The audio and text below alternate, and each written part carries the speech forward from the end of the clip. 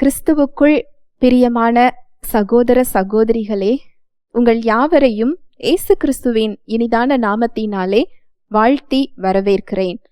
தேவனுடைய வார்த்தை சொல்லுகிறது, சத்தியத்தையும் அறிவீர்கள், சத்தியம் உங்களை விடுதலையாக்கும் என்று சொல்லுகிறது. இன்றைய சிந்தனைக்கு எடுத்துக்கொண்ட வேத வசனம் எபிரெயர் 2வது அதிகாரம் 14-15. ஆதலால் பிள்ளைகள் மாம்சத்தையும் இரத்தத்தையும் உடையவர்களாயிருக்க, அவரும் அவர்களைப் போல மாம்சத்தையும் இரத்தத்தையும் உடையவரானார்.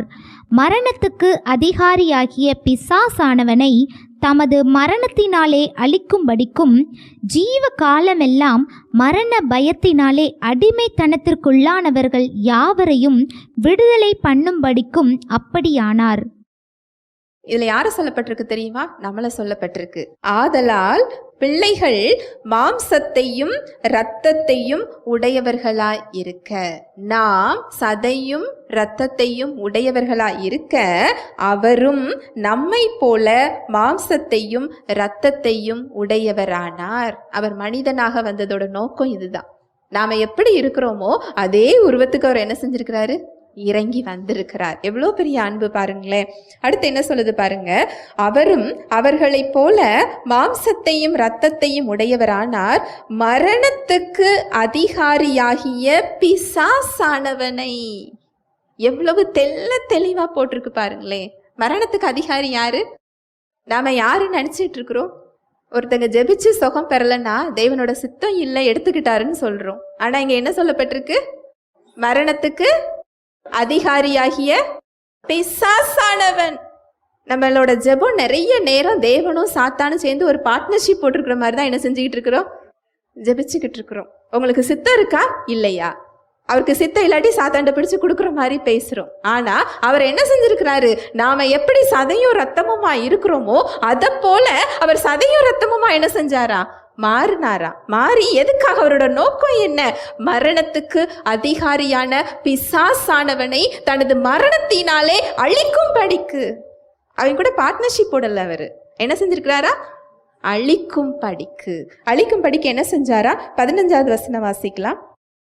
ஜீவ காலமெல்லாம் மரண பயத்தினாலே அடிமைத்தனத்திற்கு உள்ளானவர்கள் யாவரையும் விடுதலை பண்ணும்படிக்கும் அப்படியானார். ஜீவ காலமெல்லாம் மரண பயத்தினாலே அடிமைத்தனத்திற்கு உள்ளானவர்கள் யாவரையும் விடுதலை பண்ணும் படிக்கு அவர் அதை என்ன செஞ்சாரா? ஹல்லேலூயா, பிரைஸ் தி லார்ட். எனக்கு உண்மையிலே இந்த சத்தியம் தெரியும் போதுதான் மரணத்துக்கு அதிகாரி பிசாசுன்னு என்ன செய்யும் தெரியும். என்னோட சுகத்துக்காக சத்தியத்தை நான் அறிந்து கொள்ள ஆரம்பிக்கும் போது இந்த வசனம் என்னோட கண்களை தெளிய வைக்கிறதா இருந்தது. எனக்கு ஒரு பெரிய சமாதானத்தை கொடுத்துச்சு. நோயை யாரு கொடுக்கல? தேவன் கொடுக்கல. மரணத்துக்கு காரணம் யாரு இல்ல? தேவன் கிடையாது. அப்பதான் நம்மளால தைரியமா அந்த இடத்துல என்ன செய்ய முடியும்? நிற்க முடியும். மரணத்தை விட மரண பயம் கொடிதானது. மரணத்தை விட மரண பயம் ரொம்ப பெருசு.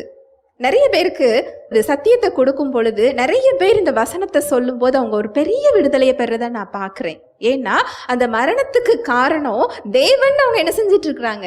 நினைச்சிட்டு இருக்கிறாங்க. அந்த மரணத்தை நோக்கிய பயம் அந்த நோயை விட அவங்களுக்கு பெரிய கொடிதாக இருக்கிறது.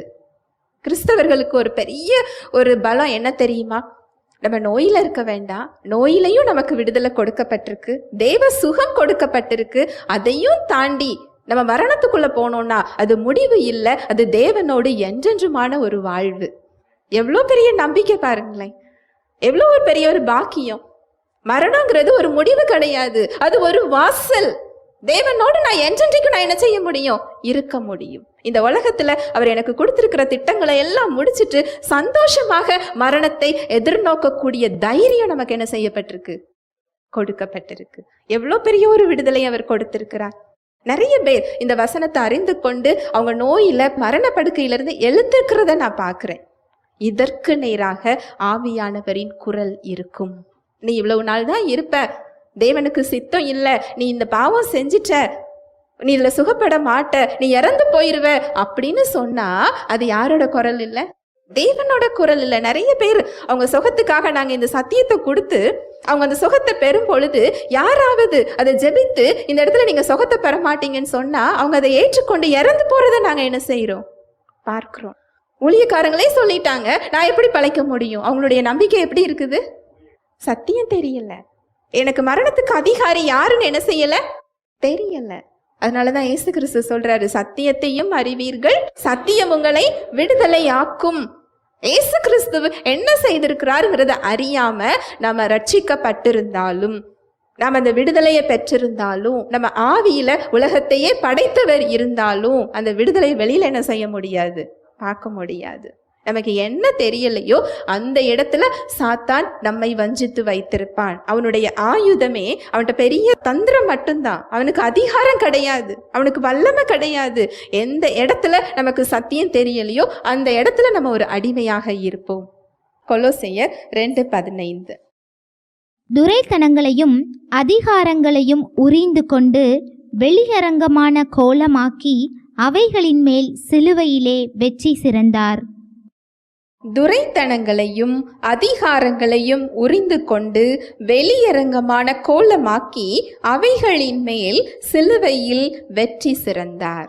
மனுஷன் மேல சாத்தானுக்கு என்ன அதிகாரம் இருந்ததோ, மரணத்துக்கு என்ன அதிகாரம் இருந்ததோ அது எல்லாவற்றையும் உரிந்து கொண்டு வெளியரங்கமான கோலமாக்கினா அதை ஒரு பெரிய ஒரு அணிவகுப்பையே சிலுவையில் அவர் என்ன செஞ்சிட்டாரா, நடத்தி விட்டார். ஏற்கனவே நான் ஒரு உதாரணம் உங்களுக்கு நான் சொல்லி இருக்கிறேன். ரோமர்கள் காலத்துல தோத்து போன ராஜாவை ஜெயிச்ச ராஜா என்ன பண்ணுவாரு அப்படின்னா, அவருடைய கட்ட விரலையும் அவருடைய சின்ன விரலையும் அவர் கட் பண்ணி நிராயுத பாணியாக சங்கிலியால கெட்டி அவருடைய ஆயுதங்கள், அவருடைய உடைமைகள், அவரோடு சேர்ந்து பிடிக்கப்பட்ட வீரர்கள், அவர் கூட யாரெல்லாம் இருந்தாங்களோ அவங்கள கெட்டி தெரு தெருவா என்ன செய்வாங்களா, கொண்டு போவாங்களாம்.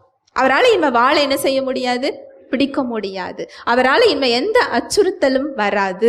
அவர் தோற்கடிக்கப்பட்டவர். அவரால் இனிமே போர் செய்ய முடியாது. நம்மளை எதிர்த்து அவர் இனிமே வரமாட்டார் அப்படிங்கிறத மக்களுக்கு தெரிவிக்கிறதுக்காக ஒவ்வொரு தெருவா என்ன செய்வாங்களா, கொண்டு போவாங்களா. அதே வார்த்தையை இங்கு பவுல் பயன்படுத்தி இருக்கிறார். அந்த வசனத்தை மறுபடி வாசிக்கலாம். துரைத்தனங்களையும் அதிகாரங்களையும் உரிந்து கொண்டு வெளியரங்கமான கோலமாக்கி. வெளியரங்கமான கோலமாக்கி அப்படிங்கிற கிரேக்க வார்த்தைக்கு இந்த சம்பவம் இப்போ சொன்னேன் இல்லையா, இதுக்கு என்ன வார்த்தை பயன்படுத்தப்படுகிறதோ அதே வார்த்தை அங்கு பவுல் பயன்படுத்தி இருக்கிறார். சிலுவையில அங்க அவர் என்ன செஞ்சாராம் இயேசு கிறிஸ்து அப்படின்னா, சாத்தானுக்கு நம்ம மேல என்ன அதிகாரம் இருந்ததோ, நம்ம மேல அவனுக்கு மரணத்துக்கு என்ன அதிகாரம் இருந்ததோ அதை உரிந்து கொண்டு அதை வெளியரங்கமான கோலமாக்கி ஒண்ணுமே இல்லாம ஆக்கிட்டாராம். இந்த அணிவகுப்பை பார்க்காதவங்களுக்கு அந்த தோத்து போன ராஜாவோட கதை தெரியுமா, தெரியாது. அது போல சிலுவையில் அவர் என்ன அணிவகுப்பு நடத்தி இருக்கிறாருங்கிறத நம்ம தெரிந்து கொள்ளணும்னா நமக்கு எதுல இருந்து விடுவிக்கப்பட்டிருக்கிறோம்னு என்ன செய்யாது, தெரியாது. பரிசுத்த ஆவியானவர் இயேசு கிறிஸ்துவின் வெற்றியின் அணிவகுப்பை குறித்த குரலாக அவர் இருக்கிறார். ஹல்லேலூயா, பிரைஸ் தி லார்ட். அவர் எதிலிருந்து நம்மை மீட்டு கொண்டார், எந்த அதிகாரத்தை உரிந்து கொண்டு நம்மை அங்கு அவர் உட்கார வைத்திருக்கிறார், நமக்கு என்ன மாதிரியான வெற்றியை கொடுத்திருக்கிறார், எந்த இடத்தை அவர் கொடுத்திருக்கிறார் என்ற சத்தியத்தின் குரலாக ஆவியானவரின் குரல் இருக்கிறது. ஆனா நம்ம மறுபடி என்ன செய்யறோம், இதெல்லாம் எனக்கு எப்படி கொடுக்கப்பட்டிருக்கு அப்படின்னு சொன்னா விசுவாசத்தின் மூலமாக எனக்கு கொடுக்கப்பட்டிருக்கு. இது இயேசு கிறிஸ்து செஞ்சதுக்கு நம்ம எந்த விதத்திலையும் நம்ம தகுதியானவர்களா இருந்தோமா, நம்ம அவரை அறிஞ்சிருந்தோமா, இல்ல நம்ம நல்லவர்களா இருந்தோமா, இல்ல நம்ம அவரோட உறவுக்குள்ள இருந்தோமா? கொலோசையர்ல சொல்லப்பட்டிருக்கு நம்ம எதிரிகளா இருந்தோமா, மனதிலே சத்துருக்களா இருக்கும் போது எனக்கு இவ்வளோ பெரிய விடுதலையையும் மீட்பையும் அவர் என்ன செய்திருக்கிறார், கொடுத்திருக்கிறார். இந்த கிருபையின் குரலாக ஆவியானவரின் குரல் இருக்கும். ஒரு சாட்சி சொல்றேன். இந்த துரைத்தனங்களையும் அதிகாரங்களையும் உரிந்து கொண்டு ஒன்றுமே இல்லாமல் ஆக்கியிருக்கிறார்னு இருக்கு இல்லையா. ஒரு சகோதரிக்கு இந்த சத்தியத்தை அனுப்பும்போது அவங்க 12 வருஷம் கணவரை பிரிஞ்சு ஒரு கட்டுகளோடு இருந்தாங்க. அப்போ அவங்க என்கிட்ட கேட்டாங்க, என்கிட்ட ஒரு ஊழியக்காரர் சொன்னார், உங்களுக்கு சாபம் இருக்குது, இந்த கட்டுகளை உடைச்சி நீங்கள் உபவாசித்து ஜெபிக்க சொன்னாங்க, நான் எதுவும் உபவாசித்து இதுக்காக ஜெபிக்கணுமான்னு கேட்டாங்க. அப்போ நான் கேட்டேன், கலாத்தியர் 3:13 காண்பித்து கிறிஸ்து நமக்காக சாபமாகி சட்டத்தின் சாபத்திலிருந்து என்ன செய்திருக்கிறார்? நீங்களாக்கி மீட்டு கொண்டிருக்கிறார். ஏற்கனவே அந்த கொடுத்த அந்த விடுதலையை நீங்க என்ன செயலை செஞ்சு வாங்க முடியும்? நீங்க உபவாசம் செய்யறது அவர் சிலுவையில பட்ட அடிக்கு ஈடாகுமா? அவர் சிலுவையில சிந்தின ரத்தத்துக்கு ஈடாகுமா? அந்த பரிசுத்த ரத்தத்தை நம்மளால கொடுக்க முடியுமா? நம்ம எல்லாரும் பாவத்தின் கலந்த ரத்தத்துல நம்ம இருந்து கொண்டு இருக்கிறோமே. நீங்க எத்தனை நாள் உபவாசம் இருந்தா அவர் சிந்தின ரத்தத்துக்கு ஈக்குவலா அதை நீங்க என்ன செய்ய முடியும்?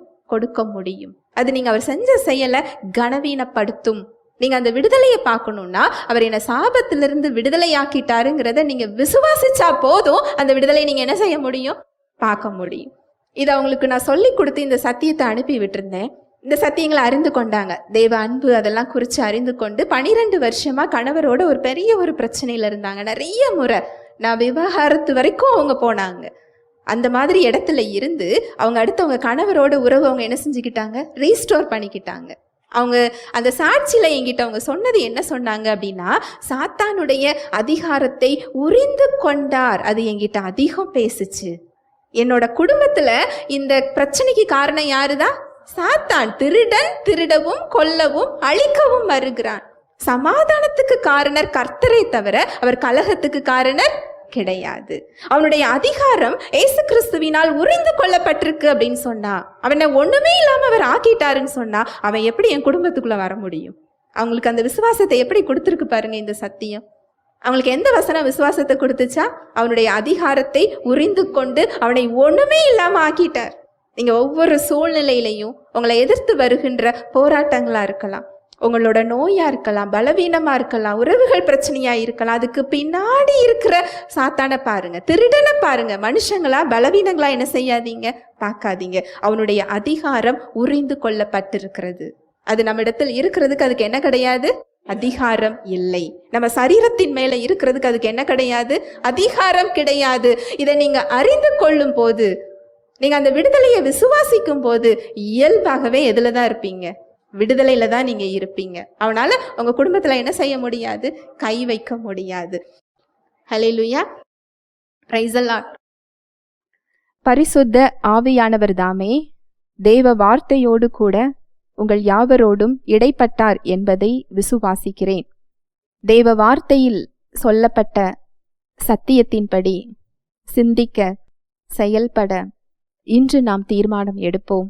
தேவனுடைய கிருபையும் சமாதானமும் உங்கள் அனைவரோடும் கூட என்றைக்கும் இருப்பதாக. ஆமேன்.